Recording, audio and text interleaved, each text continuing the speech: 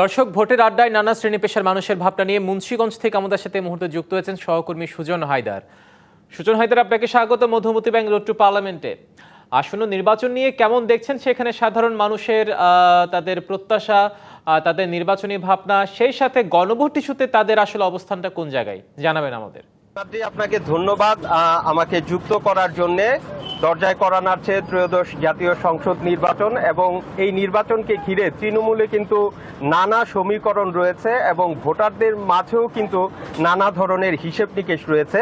তো সেই হিসেব নিকেশের কিছু অংশ আজকে আমরা সরাসরি মুন্সিগঞ্জের ভোটারদের কাছ থেকে জানবো। আমার পাশে এই মুহূর্তে একজন তরুণ ভোটার রয়েছে, আমি তার কাছ থেকে শুরুতেই জানতে চাইবো যে কেমন নির্বাচন প্রত্যাশা করেন।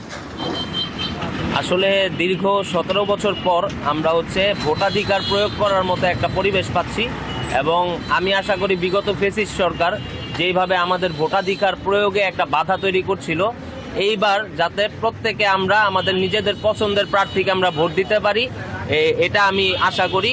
বর্তমান যে ইন্টারিম সরকার আছে, আমি তাদের কাছে প্রত্যাশা রাখি যে তারা একটা সুষ্ঠু নির্বাচন আমাদেরকে উপহার দিতে পারবে এবং ভোট কেন্দ্র দখলের মতো এর আগে যেরকম আওয়ামী লীগ সরকার ভোট কেন্দ্র দখলের মতো ধৃষ্টতা দেখাইছে, এবার যাতে এই ধৃষ্টতাটা কেউ না দেখায়, তার লোকবল প্লাস তার পেশি শক্তি প্রয়োগ করতে না পারে, এই জন্য যাতে সঠিক একটা ব্যবস্থা নেয় ইন্টারিম সরকার, আমি ইন্টারিম সরকারের কাছে এই দাবি রাখি এবং এই প্রত্যাশা করি।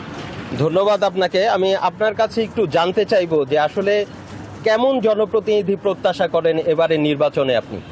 আসলে ব্যক্তির চেয়ে দল বড়, দলের চেয়ে দেশ বড়, এটা জাতীয়তাবাদের একটা প্রবাদ। কিন্তু এর মাঝে দেখা যাচ্ছে যে মার্কা নয়, আপনারা মন দেখে, ব্যক্তি দেখে চয়েস তুললে একজন নেতা নির্বাচন করুন, তাহলে দেশে সমৃদ্ধি বাড়বে আমার মতে। ধন্যবাদ। ধন্যবাদ আপনাকে। আমি আপনার কাছে একটু জানতে চাইবো আপনাদের যে প্রত্যাশা, যে আশা, এবারে নির্বাচনে কি সেটার প্রতিফলন ঘটার সম্ভাবনা রয়েছে কিনা? ধন্যবাদ আপনাকে। আসলে মুন্সিগঞ্জের রাজনীতির একটু ব্যতিক্রম। আপনার মাধ্যমে জানাতে চাই, মুন্সিগঞ্জ বিএনপির একটা দুর্গ। যেহেতু এখানে দুইজনই প্রতিপক্ষ, দুইজনই আছে, আর যারা বিরোধী বা প্রতিদ্বন্দ্বী আছে তারা তেমন গুরুত্বপূর্ণ না। বিএনপির মাধ্যমে এখানে দুইটা প্রতিদ্বন্দ্বিতা হবে।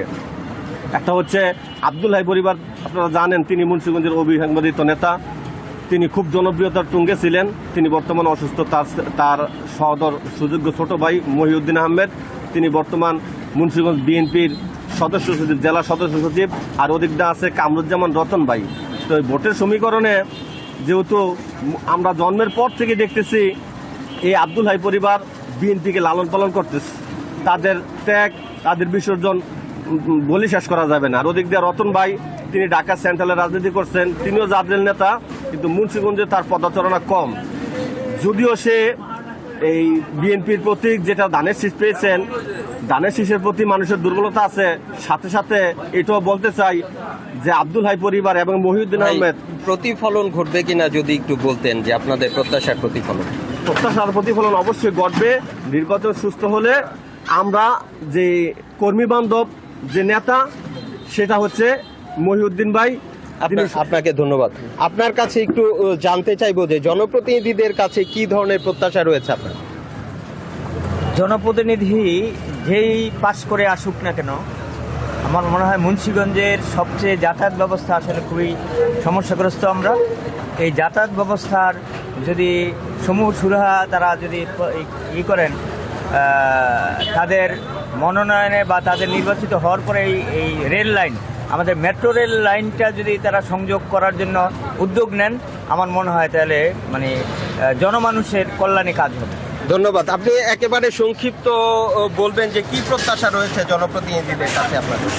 আমি একটা প্রত্যাশা রাখি, আগামী নির্বাচনে যে সংসদ নির্বাচিত হবে, আমাদের মুন্সিগঞ্জের মীরকাদিমে যে বেদি পল্লী আছে, যে বেদিরা যেই ওনারা ঝড়ের মধ্যে বৃষ্টির মধ্যে এই নদীর মধ্যে তারা বসবাস করে। তো যিনি সংসদ সদস্য নির্বাচিত হবে তার কাছে আমার আবেদন থাকবে উনি যেন এই বেদেদের জন্য একটি বসবাসযোগ্য একটি জায়গা তৈরি করে দেয়। ধন্যবাদ আপনাকে। হিমাদ্রি, আপনি শুনছিলেন মুন্সিগঞ্জের তৃণমূলের যারা ভোটার রয়েছে তাদের আশা প্রত্যাশার কথা। তো এই ছিল মুন্সিগঞ্জ থেকে আমার কাছে সর্বশেষ। ধন্যবাদ আপনাকে আমাদের সাথে যুক্ত হওয়ার জন্য।